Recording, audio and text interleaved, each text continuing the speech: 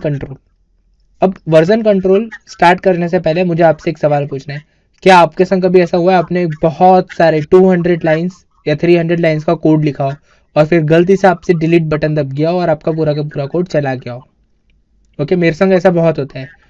और सिर्फ ऐसा ही नहीं, कभी कभी ऐसा भी होता है कि मैं कहीं पे सेमीकोलन भूल जाता हूँ और मैं बिल्ड करता हूँ तो वो पूरी की पूरी फाइल के अंदर प्रॉब्लम आ जाती है। या तो फिर कभी ऐसा भी होता है मेरे संग कि मैंने एक क्लास बनाई है, क्लास का कुछ नाम रखा है लेबल, LABLE, ठीक है, और बाकी सब जगह पे मैंने उसको कॉल करा है LABEL की तरीके से, मतलब LABLE LABEL। अब नाम दोनों ऑलमोस्ट सेम लग रहे हैं, पर अगर मैंने एक जगह पे लेबल लिखा होता, मतलब स्पेलिंग रॉन्ग करी होती तो चलता। पर कभी कभी मैंने ऐसा भी नोटिस किया, मेरे संग ऐसा होता है कि मैंने अलग अलग फाइल्स में अलग अलग नाम लिखे लेबल के, मतलब कहीं कहीं पे LABLE और कहीं कहीं पे LABEL। अब अगर मैंने ऐसे बहुत सारी अलग अलग जगह पे लिख दिए, अब क्या होगा, मुझे वो सारी की सारी चीज़ ढूंढनी पड़ेगी, राइट? और वो मुझे एक तरीके से चेक भी करना पड़ेगा कि मैंने कहाँ कहाँ पे गलतियाँ की है। ओके, अब ये तो हुई छोटी छोटी प्रॉब्लम्स, पर ऐसी हमारे लाइफ में जब भी हम कोडिंग करते हैं तो हमारे सामने बहुत सारी प्रॉब्लम्स आती है। कुछ कुछ केस में हमारी फाइल डिलीट हो जाती है, कुछ कुछ केस में हमें बहुत पुराना कोड चाहिए होता है कि पहले ये कोड कैसा दिखता था। मतलब आपने कोई कोड लिखा था जो थोड़ा बहुत वर्क कर रहा था, उसमें एक छोटी सी प्रॉब्लम थी कि मुझे 5 लिख रहा था तो FIV आ रहा था, E नहीं आ रहा था। फिर आपने कोई चेंज करा, या तो फिर मैं एक दूसरा एग्जांपल देता हूँ, मुझे एक ऐसा प्रोग्राम चाहिए था जो एक फिबोनाची सीरीज बना के दे, ठीक है, और मेरी फिबोनाची सीरीज में मैं 5 डाल रहा हूँ तो मेरे सामने सिर्फ 4 ही नंबर्स आ रहे हैं, जो 5th नंबर है वो नहीं आ रहा था। तो मैंने सोचा कि चलो थोड़ा बहुत चेंज करता हूँ मैं प्रोग्राम के अंदर। फिर मैंने थोड़ा बहुत चेंज करा तो फिर मुझे पता चला कि मेरी फिबोनाची सीरीज ही नहीं आ रही, अब कोई दूसरी सीरीज आ रही है, ठीक है। तो अब ऐसे केस में क्या करेंगे हम, वापस से मुझे पुराना वाला कोड चाहिए, राइट? कि पहले जो एटलीस्ट आ तो रहे थे, 4 राइट आ रहे थे, एक ही नहीं आ रहा था ना, तो उसमें तो मेरे को थोड़ा ही चेंज करना था। पर मैंने चेंज करते करते करते फिबोनाची सीरीज की जगह में कोई दूसरी सीरीज में पहुंच गया। तो ऐसे केस में हम क्या करते हैं, हमें रिवर्ट बैक करना है, मुझे पुराना वाला कोड चाहिए। तो अगर मैंने उसको कहीं पे सेव करा होगा, मैंने बैकअप लिया होगा, तो मैं इजीली कर पाऊंगा, ठीक है। तो नॉर्मली तो आप लोग भी ऐसा करते ही होगे, अगर कोई फाइल है आपको लग रहा है कि ये फाइल इंपॉर्टेंट है तो आप उसकी एक TXT फाइल बना के रख लोगे, या तो आपको पूरा के पूरा प्रोजेक्ट है उसका जिप बना के कहीं पे रख लोगे। और कहीं कभी कभी तो मैं ऐसा भी करता हूँ कि मेरा जो प्रोजेक्ट है वो मैं ऑनलाइन भी रख देता हूँ, मेरे कंप्यूटर पे भी रखता हूँ, और एक एक्सटर्नल हार्ड डिस्क के अंदर भी रखा होता है उसका बैकअप, ताकि अगर कभी भी फ्यूचर में प्रॉब्लम आती है तो मैं उसमें से वापस से रिवर्ट कर सकूं। तो नॉर्मली हम लोग ऐसा करते हैं, राइट? तो ये जो हम कर रहे हैं वो असल में है क्या, तो हम इसको बोलते, ये पूरी प्रोसेस को बोलते हैं version control. Okay, version control में हमारा मेन पर्पस क्या होता है, हमारा जो कोड है उसकी जितनी भी हिस्ट्री है, मतलब उसके अंदर जितने भी चेंजेस हुए हैं, मॉडिफाई हुए हैं, कुछ डिलीट किया है मैंने, कुछ ऐड किया है, ये सारी के सारी पूरी चीज की इंफॉर्मेशन है, उसको हम बोलेंगे वर्जन कंट्रोल। ओके, तो अब ये वर्जन कंट्रोल अगर मुझे करना हो तो ये तो मैं मैन्युअली भी कर सकता हूँ, पर आपने जैसे ही नोटिस किया होगा कि मुझे मैन्युअली करना है तो मुझे हर बार क्या करना पड़ेगा, बैकअप लेना पड़ेगा।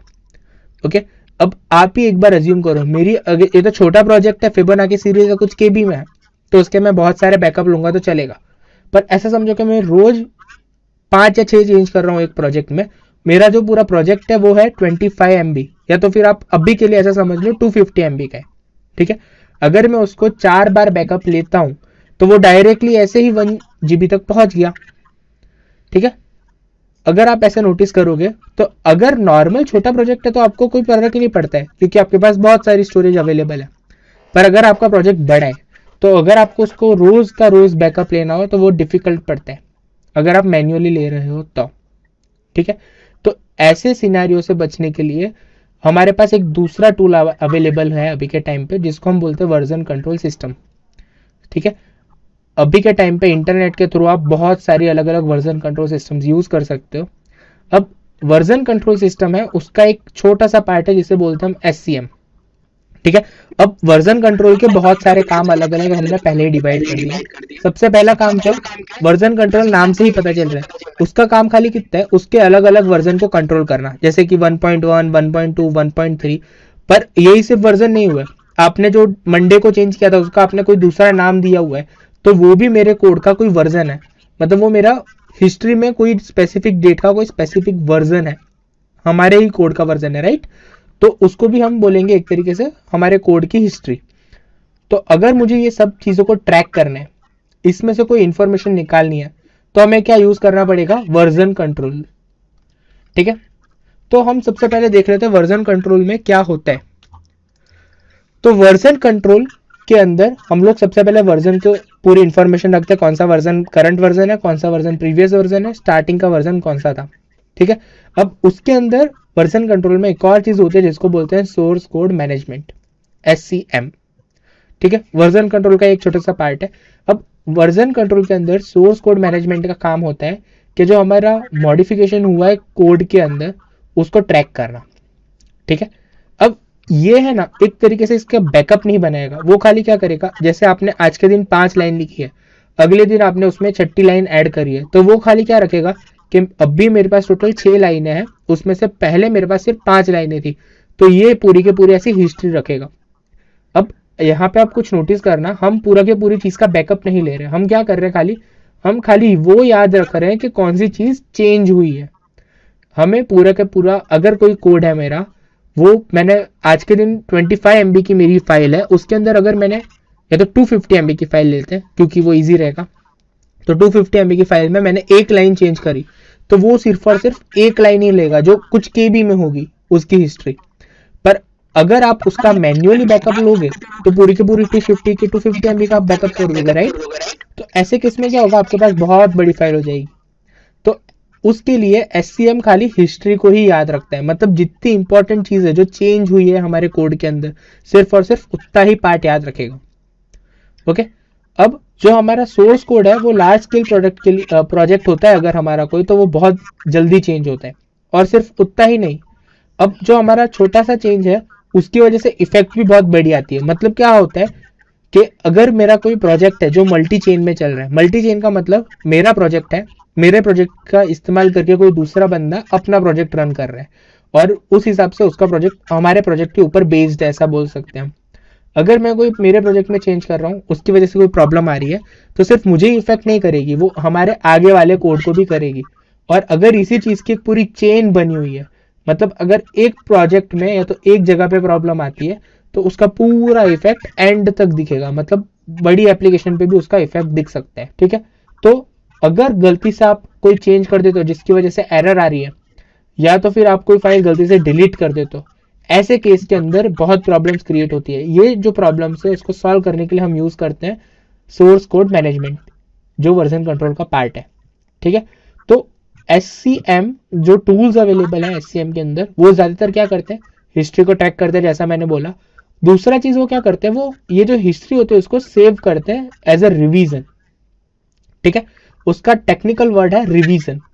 तो हमारे कोड के हर रिवीजन को हम लोग नाम दे सकते हैं, तो टैग कर सकते हैं कि जो मैंने मंडे को किया था उसके अंदर मैंने क्या चेंज किया है, वो मैं मैसेज की तरीके से उसके अंदर लिख सकता हूँ। उससे क्या होगा, कभी भी मुझे फ्यूचर में देखना हो, या तो मुझे वापस से रिवर्ट बैक करना हो कि मैंने मंडे को ये चेंज करा था, तो मैं वहां पे रिवर्ट बैक करके सीधा वो वाला कोड भी देख सकता हूँ जो मैंने मंडे को किया था, या तो उससे पहले वाला कोड। ऐसे केस में क्या होगा, आपका पुराना कोड भी रहेगा, नवा कोड भी रहेगा।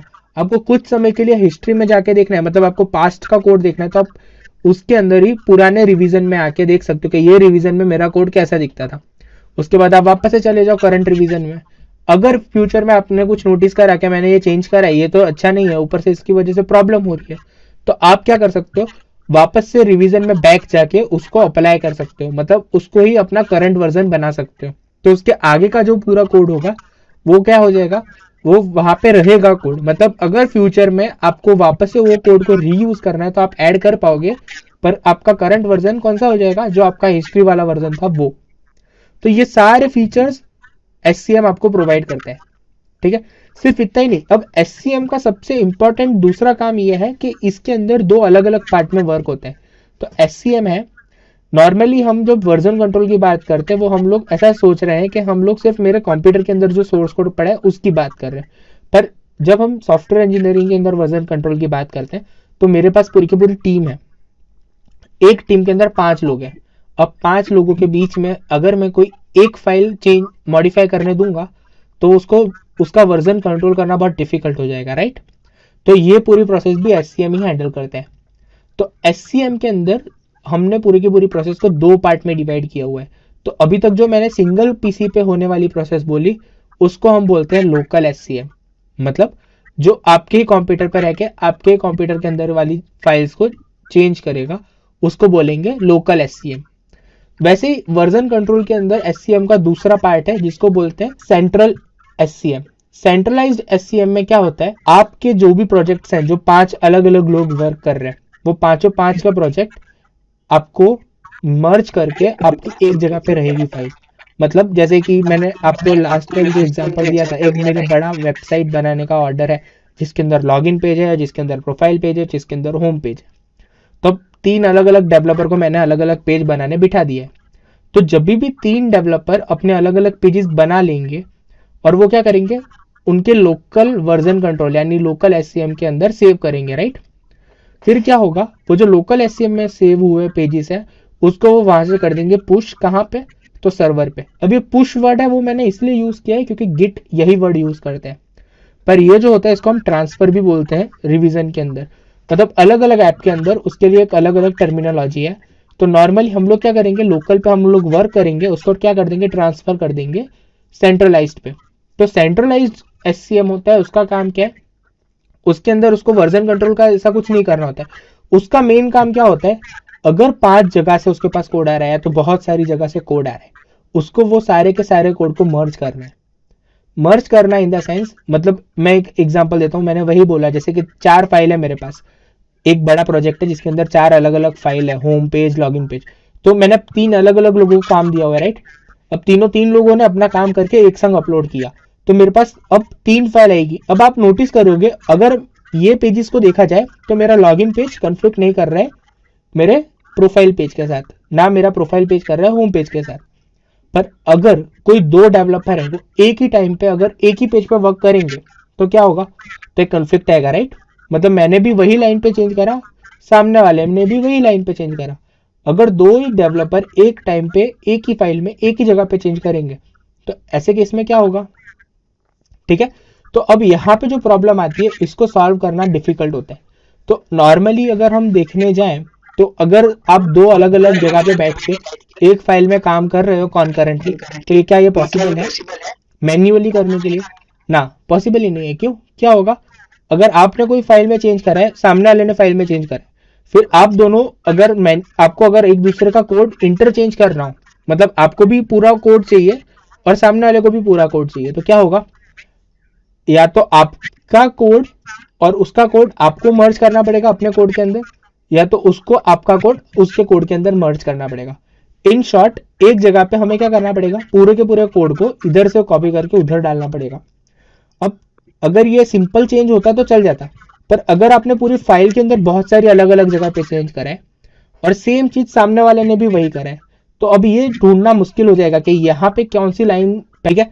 तो ऐसे केस में भी जो हमारा सेंट्रलाइज्ड SCM होता है वो वर्क करता है। तो पर उसके अंदर वो आपको बता देगा कि ये मैंने जितना भी होता है वो कन्फ्लिक्ट को ऑटोमेटिकली रिजॉल्व करने की कोशिश करता है।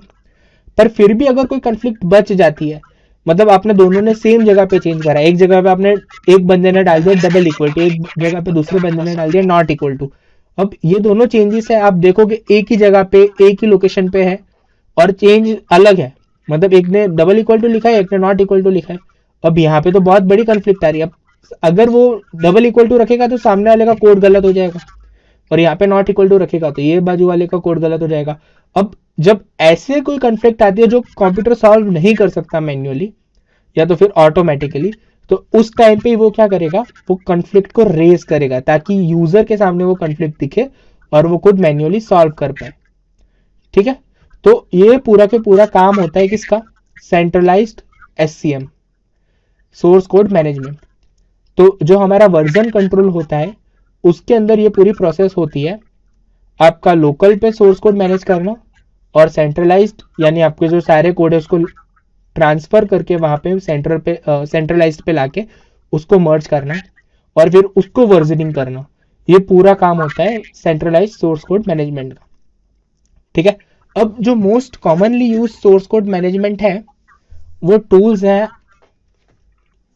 एग्जाम्पल अगर आप इंटरनेट पे देखोगे तो आप जैसे ही सर्च करोगे वर्जन कंट्रोल सिस्टम्स तो आपको कुछ कॉमन टूल्स मिल जाएंगे। तो सबसे पहला टूल जो आपको दिख रहा होगा वो है गिट। गिट जो टूल है वो बहुत फेमस टूल है, ज्यादातर ओपन सोर्स कंपनियां ये टूल का यूज करती है गिट का। अब ये जो टूल है ये बहुत इजी है यूज करना, इसके अंदर फीचर्स भी बहुत सारे हैं। उसके बाद जो दूसरा आता है वो है अपाचे सबवर्जन। ये थोड़ा गिट से ओल्ड है। ओके, तो ज्यादातर ऐसी जगह या तो ऐसी कंपनीज जहाँ पे पुराने कोड्स चल रहे हैं, मतलब जो ओल्ड टाइम से कोडिंग कर रहे हैं, या तो जो हमारा प्रोजेक्ट है वो बहुत ओल्ड है, तो वहां पे आपको ये वाला वर्जन सब वर्जन अभी भी देखने मिलेगा। ओके, उसके अलावा भी एक और है मर्क्यूरियल। अब ये मर्क्यूरियल क्या है, तो सेम है, ये भी वर्जन कंट्रोल सिस्टम ही है, और पर ये है ना नॉर्मली ओपन सोर्स ही है और यूज भी उसी तरीके से होता है, पर ये इतना फेमस नहीं है। मोस्टली जावा के जो प्रोजेक्ट्स होते हैं उसके लिए यूज होता है और जल्दी इजीली देखने भी नहीं मिलता ही है। ओके, फिर एक और है जिसका नाम है revision control system. Okay, revision control system, ये आपको नाम से ही पता चल रहा है बहुत अर्ली इंप्लीमेंटेशन है, मतलब बहुत पुराना है। ये सबसे शुरुआत का ऐसा बोल सकते हैं, गिट है वो सबसे लेटेस्ट है, नवा आया है। और जो एक और है वो है एज्योर डेवऑप्स सर्वर। अब ये जो है ये एज्योर करके एक क्लाउड सर्विस है, उसका खुद का वर्जन कंट्रोल है। तो आपने नोटिस करा होगा, आप गूगल पे भी कभी कुछ चीज इंस्टॉल करते हो तो गूगल ड्राइव पे भी आप कुछ रखते हो ना, तो आपकी सारी जो डॉक्यूमेंट्स है उनके भी एक स्पेसिफिक वर्जन होते हैं और वो भी पूरा के पूरा कंट्रोल करता है गूगल खुद के पर्सनल वर्जन कंट्रोल के साथ। ठीक है, पर वो है ना पूरा प्रॉपराइटरी हो गया, उसको डिटेल में पढ़ के कोई फायदा नहीं है, उसके अंदर हम कोई कोडिंग के अंदर ऐड नहीं कर सकते। तो हमारे लिए जो मेन टॉपिक्स है जो हम लोग इसके अंदर सीखने वाले हैं और जो हमें ध्यान में रखना है या तो हम लोग यूज कर सकते हैं, उसमें से जो 3 वेल नोन है वो है गिट, दूसरा है सबवर्जन और तीसरा है मर्क्यूरियल। ओके, तो ये जो गिट है मैंने बताया आपको, ज्यादातर गिट का इस्तेमाल होता है लोकल सबवर्जन के लिए, लोकल एससीएम के लिए।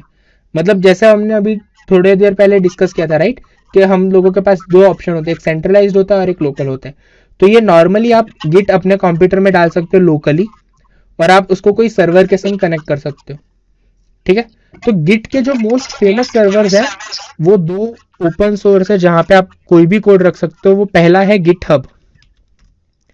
ठीक है, गिटहब ये पहले ओपन सोर्स था पर अभी ये माइक्रोसॉफ्ट ने खरीदा हुआ है, अभी भी उन्होंने ओपन सोर्स ही रखा है, बट उसका कुछ नक्की नहीं है क्योंकि माइक्रोसॉफ्ट कंपनी आपको पता ही होगा राइट कि वो कोई भी चीज को प्रोप्राइटरी कर सकती है फ्यूचर में। तो माइक्रोसॉफ्ट कंपनी का अभी ये खरीदा हुआ है गिटहब।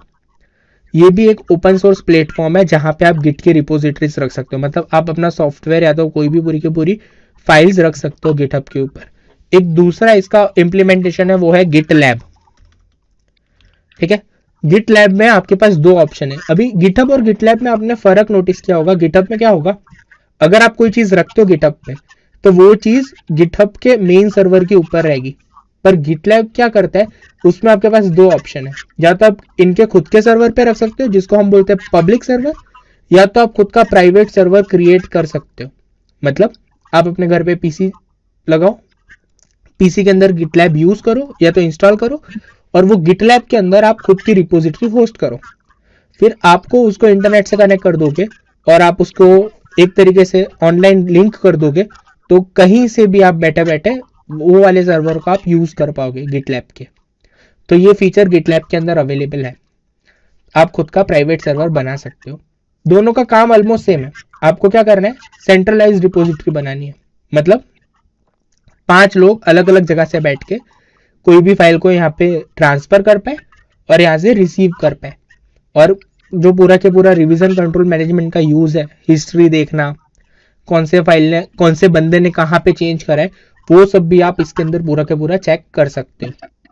ठीक है, तो वर्जन कंट्रोल के अंदर